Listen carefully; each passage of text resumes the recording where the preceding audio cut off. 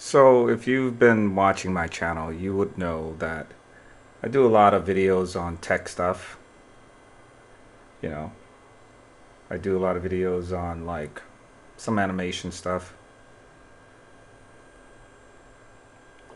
a few videos on like martial arts. Not that many. I should do more. I do a lot of videos on a lot of different things, and some of them I'm just putting the videos up there. As you can see, I'm not really trying to make any money on these videos. In fact, most of the videos I put up or I use for my students.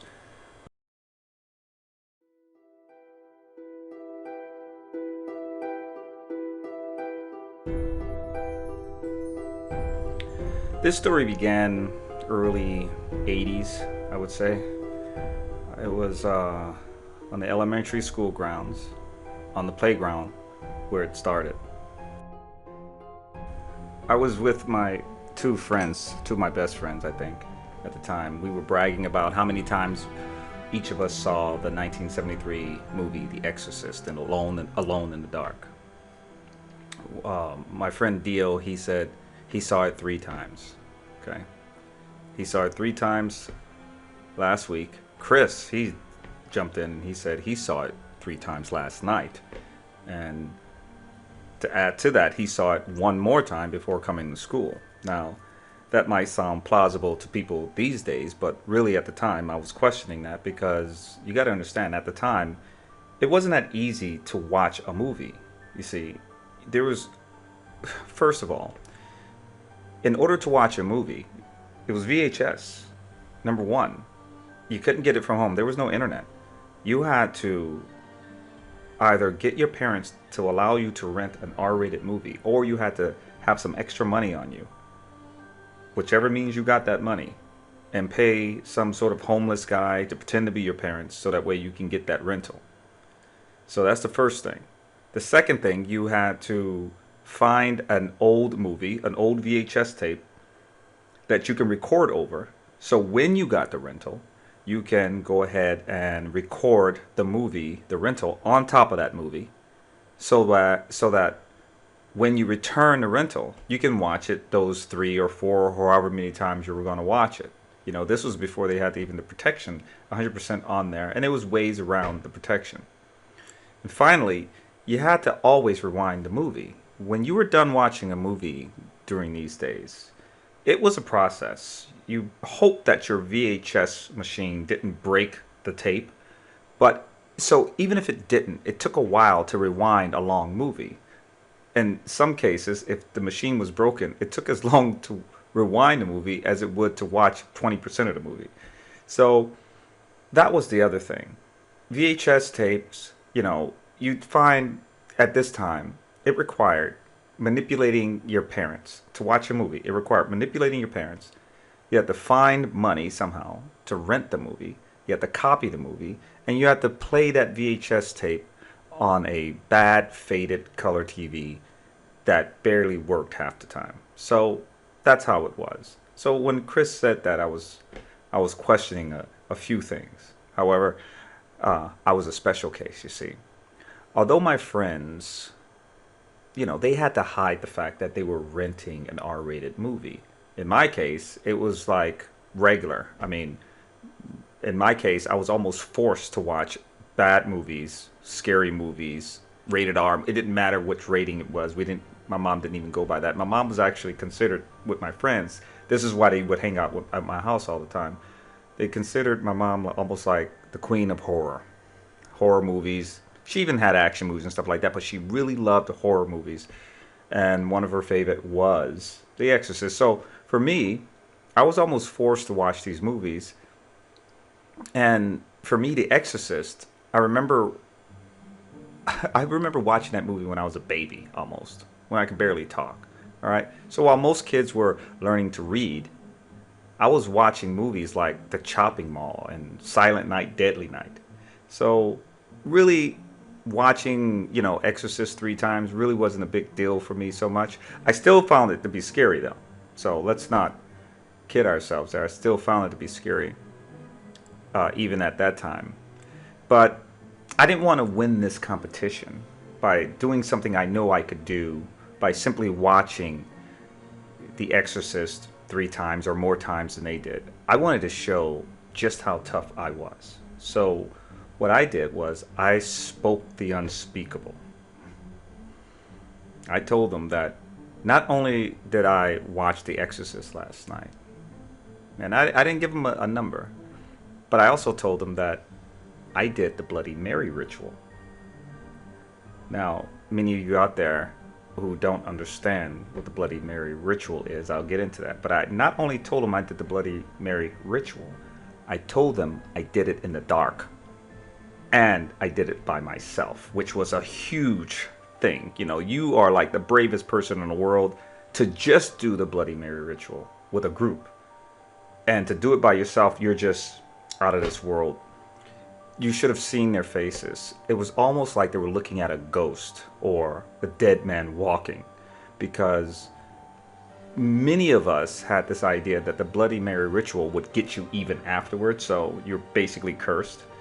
So everyone had heard the terrifying events that happened to anyone who dared, you know, do that ritual. So for those of you who are not aware, let me give you a little bit of background. The Bloody Mary was an aberration that was known as Bloody Mary. So it was the process that was Bloody Mary, and the aberration that would come from the process was called Bloody Mary. And it's said that the apparition would emerge out of the window. So you would go in the bathroom and you do it, and you would say her name over and over in front of a mirror in the dark. You would say her name continuously over and over. And depending on historical interpretations of the narrative, Bloody Mary, the apparition, may be benign or it could be malevolent, depending on who you're talking to and where you're getting the information. But for us, it was malevolent. So every kid knew that doing the Bloody Mary ritual, you know, the chant in a group, was incredibly crazy. To do it alone, well, that was insane. So it was said that Bloody Mary would appear, okay, just for a little bit of background, and she would slice you up or harm you, or whoever witnessed her image, you were in trouble. I mean, real dark trouble. And of course, I didn't do the Bloody Mary ritual alone. I was just trying to one-up Chris on his watching, you know, The Exorcist 4 times. So basically it goes like this. You would go get a group of brave kids. You would go into the bathroom, turn the lights out. That's the main thing, for a prolonged period of time. And then you would chant Bloody Mary. As you chant Bloody Mary, you'll begin to see things. You'll begin to hallucinate, you know. You'll begin to see strange, unworldly things, actually. And you got to understand, you know, there's the chanting, there's the environment, there's the pre-knowledge of what's supposed to happen, there's the fear. But also what drove us to do these sort of things was the fact that we wanted to save face in front of our friends and family. So we didn't want to be cowards. So this is why people would do these things. But it's also said by the end of the session, by the end of this chanting and the Bloody Mary thing, most kids end up running out of the bathroom mentally deranged, basically, and screaming. And I just told them that I not only did that, but I did it alone. So at that point, I was getting all kinds of high levels of respect from my friends, until a group of older kids came. I think they may have been in 8th grade or something like that. They walked up and they laughed. And one of the kids mocked the idea that The Exorcist was scary. And we were like, what? This guy's brave. I mean, in fact, he thought it was funny. And then he said, and, you know, the Bloody Mary thing is stupid. And we were like shocked. How can you, one, say Exorcist was not scary, and Bloody Mary is stupid? This guy's like on another level. And so I just told them that not only is Bloody Mary not scary, but it's dangerous. So the kids, these older kids, they sort of laughed. And one of the kids, he was like, he was, they were obviously older than us, but he says, if you really want to show your bravery, if you want to show how tough you guys are, well, you need to walk through the 8 miles of dark, dank manhole tunnels, starting at the abandoned area of the city, ending somewhere in this sort of desolate, flat land area. We called at the time we called it the wash. We had areas around the city, around the abandoned areas. We had names for it, and this area was called the wash. We accepted that challenge. So here comes the next Saturday. We created some torches and out of some old shirts and sticks, and then we headed out to the manhole with one of the older kids, one of the 8th graders, I think. Yeah, one of the 8th graders was there. So when we get there, the opening is confined, as dank, as dark. It's pretty scary, it's foreboding. And there's a consistent stream of black, like liquid, black. It's a stream of water, but it's very thick and black. It's coming from the opening, from the shaft.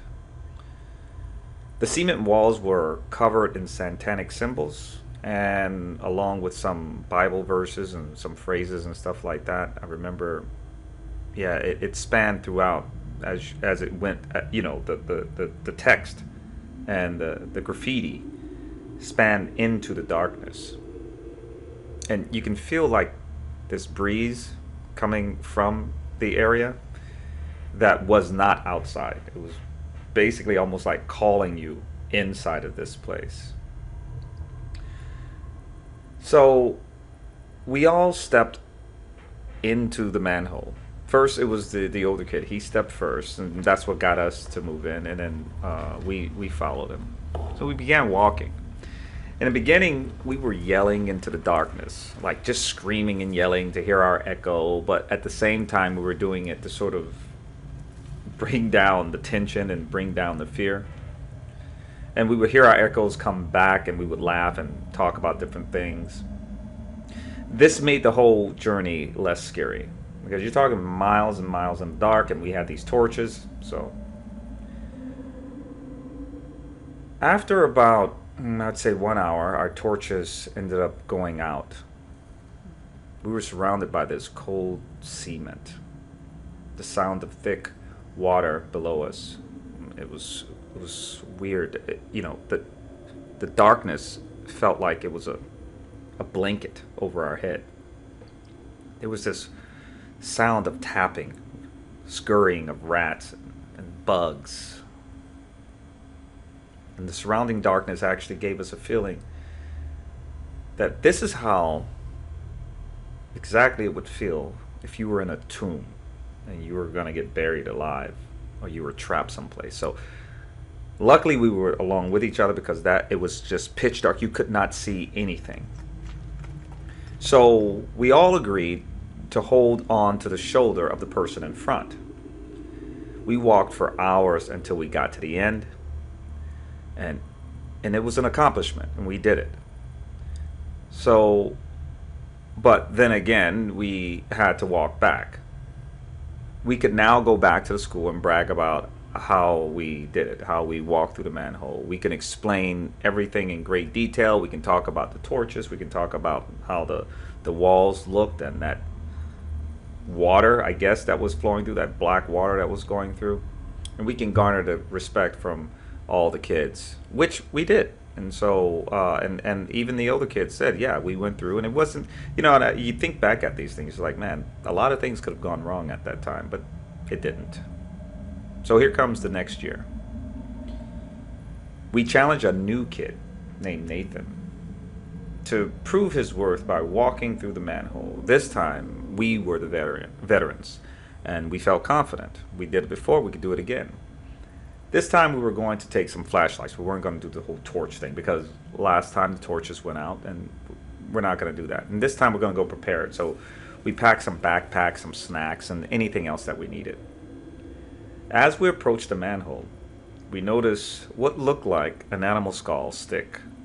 An animal skull on a stick, let's put it that way, right next to the entrance.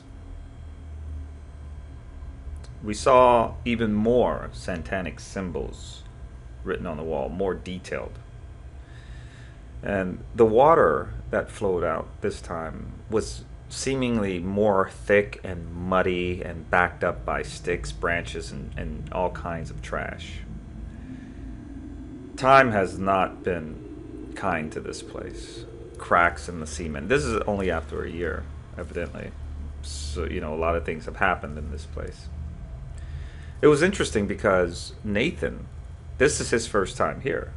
Nathan figured that this was normal because he knew that we had been here before. Everybody knew we had been here before and that we've gone through it. So he figured we knew what we were doing. So we had to pretty much act like we knew what we were doing.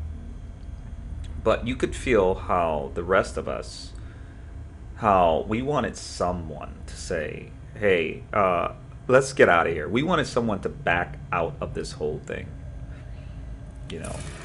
It was a bit more foreboding than we remembered. And Nathan asked, you guys, you're used to this, right? And so Chris replied, yeah, what do you think? We're scared? Then Chris jumps up on the entrance and then he says, come on, let's go. Acting completely calm and normal. And I can tell he was scared. This is why he was just he was very active. He was just trying to get something going. And so we all followed without question because no one wants to back off. So Chris was up front and I was in the back, and these are the two scariest positions. Because if somebody's going to get you in the front, they're going to hack you in the front. If somebody's going to get you in the back, you always have these things in your mind. Because, again, we used to watch a lot of horror movies. I would be the first to go, and no one would notice. That was the whole idea. Our imaginations were going crazy. But we didn't want to tell each other that our imaginations was going crazy. So, as we continued, we became more confident than we were before because we had the flashlights. So it wasn't that big a deal for us. Before we had torches, and that only has a short lifespan. This flashlight was really giving us some confidence that we're going to make it through this with no problem. We were laughing, joking, and talking about movies and reminiscing about events, some of the standard gang shootings that has happened in our neighborhood, some of the stabbings, some of the deaths around the neighborhood. This happened a lot in our neighborhood, by the way. It happened a lot. Okay. So it wasn't a week that went by that this kind of stuff didn't happen. So about an hour of walking through the manhole, all the talking and joking had stopped because the flashlight went out. The flashlight suddenly stopped working. So Dio said, we should hold shoulders again, you know what I mean? Like, a little nervous. We all agreed quickly. There was no protesting on that. So we put our hands on each other's shoulder and we continued walking. And then Chris said, okay, Dio, it's your turn to lead. And after a bit of complaining, Dio said, what? Come on, we're just going to do this. There's no problem. Let's just go forward. So everyone's still trying to act tough and brave. But Dio then began to lead. So the silence and the hours of darkness began to scare all of us because this was a little different. It seemed more claustrophobic, I think, at this time. Yeah, and the sounds were fading away, almost like we were fading away as we walked deeper and deeper into this darkness. So again, we tried to yell into the darkness, try to get our echoes to come back to us so we can make fun and try to get our spirits up a little bit. So we created these echoes to break the tension until a sound came back that we didn't make. So we all stopped. It was actually a word, at least from what I remember. But I didn't want to say anything. And at the time, no one said anything. Some of us heard it as a sound, some of us heard it as some words, some of us heard it as, something falling. But we stopped in our tracks.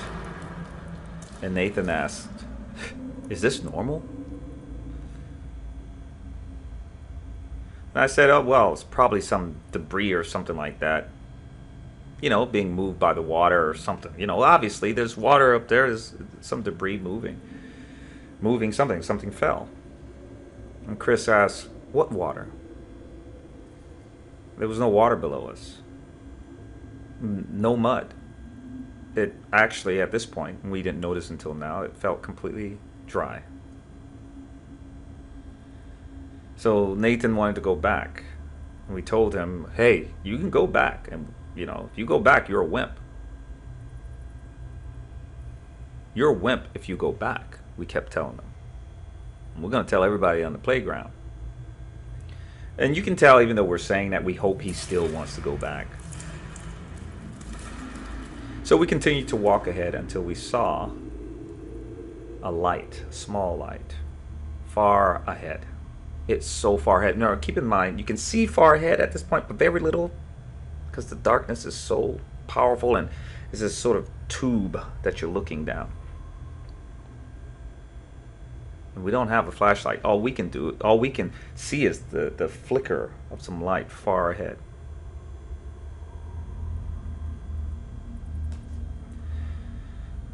So we continue to walk, thinking that maybe that's something. So, just for context, in the beginning, as you're walking through the manhole, you get to areas of the city where the gutter of the street goes into the manhole.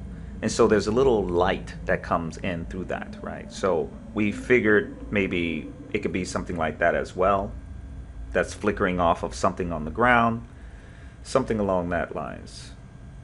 So we kept walking. One of us, I think it was Dio or Chris, one of us was saying, "Well, no, that's probably the end of the tunnel." And, we were happy about that, so we kept walking. So as we got closer and a little closer, and now we could see some detail, and we noticed it was a camp light on the ground. Right behind that light was a bald man. He was shirtless. He was heavily tattooed Caucasian man with a Walkman. It's a tape player connected to his belt. He had headphones on his ears, and he had an axe in his hand. The axe was in his left hand. He was hovering over what looked like a body. He was hacking away. You can hear the huffing and puffing and the strikes. The sound of the axe hitting the body. That sound could never be forgotten. I remember it to this day.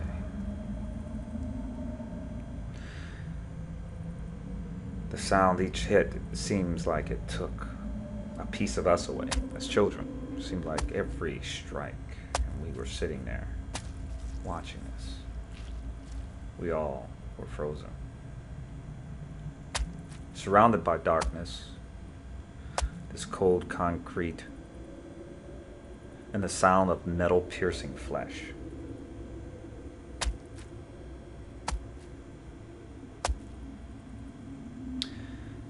His breathing was exhausting. The man must have been hitting for a very long time. He must have been chopping for a very long time. And how we could not hear this, I don't know. How he could not hear us, maybe it was because of the headphones, not sure.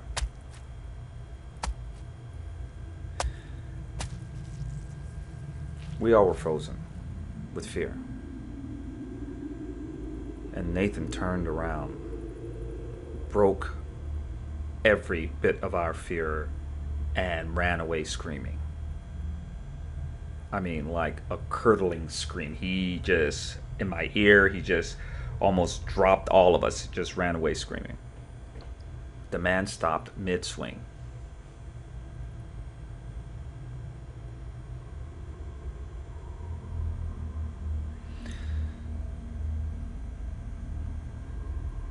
He looked our way. Theo stumbled back and fell. As soon as that happened, you could see the eyes connect between this guy, stopping his the strokes, these heavy strokes. The distance between us and that man with that axe and us seemed to shrink with just his stare. It's almost like time and everything stopped. He stared at us.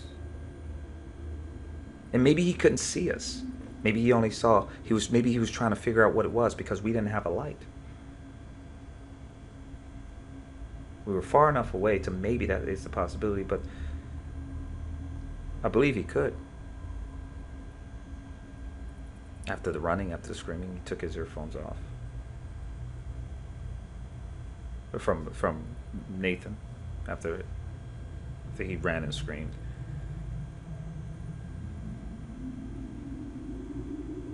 As he brought his axe slowly down, he stood up. And when he stood up in his right hand, it looked like he had a head in his hand, freshly decapitated, with strands of blood, tendons maybe, meat and flesh and clothing. He was holding in his hand. Something like this could not be unseen. It cannot be forgotten. And for sure, I thought, I'm sure Chris and Theo thought the same thing, that the reason why this place felt like a tomb is because it would be our tomb next. And the amount of fear we had going through our bones was paralyzing. In what seemed like an eternity,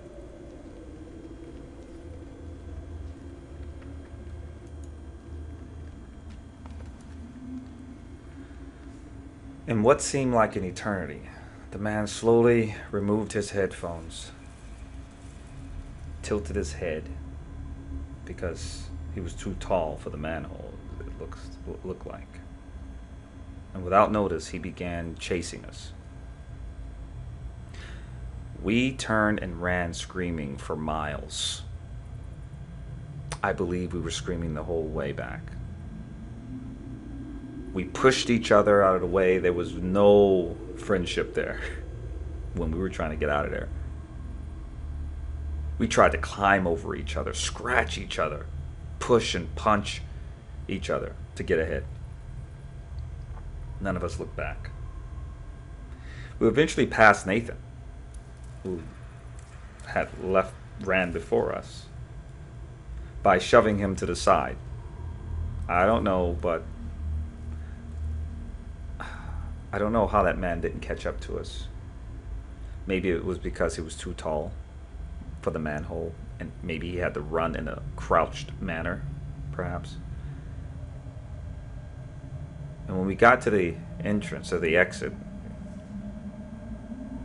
it's almost like we shot out of there. We stumbled and fell and cut ourselves on the branches, fell into the mud, rolled and jumped over each other, never looking back. We ran up that hill. And as usual, when crazy things happen, we ran to my house because we knew that there would be no questions asked at my house, and most likely no one would be. My mom wouldn't be home, my brother would be home, my sister wouldn't be home, no one would be home, and even if they were, there's always something happening in that neighborhood. There's always some crazy things happening in that neighborhood. So really, us running and screaming is not really that big a deal. And as usual, we didn't tell anybody. You know, it was funny because when little things happen, when we talk about movies or something like that, we we would tell everybody, you know. But when something that's worth talking about, like a man with a severed head and an axe, we wouldn't tell anybody. We wouldn't report anything. And that was the main thing, that when strange things like this happened, we rarely said anything. You know, we seemed more proud about when events were non-eventful. For instance, like the first time we went through the manhole. It was the case that after this event, we truly understood what that 8th grader had said and what he meant when he said The Exorcist was funny and that Bloody Mary was stupid. We finally understood that there are far greater things than that to be afraid of.